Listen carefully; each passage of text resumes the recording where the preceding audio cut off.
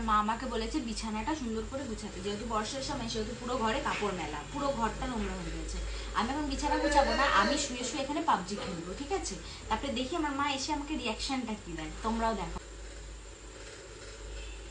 কি রে, তোকে বিছানা গুছাতে বলে গেছিলাম? হ্যাঁ তো, হ্যাঁ, তুই বিছানাটাকে কি করে রেখেছিস? আমার এরকম থাকতে ভালো লাগে। এরকম থাকতে ভালো লাগে?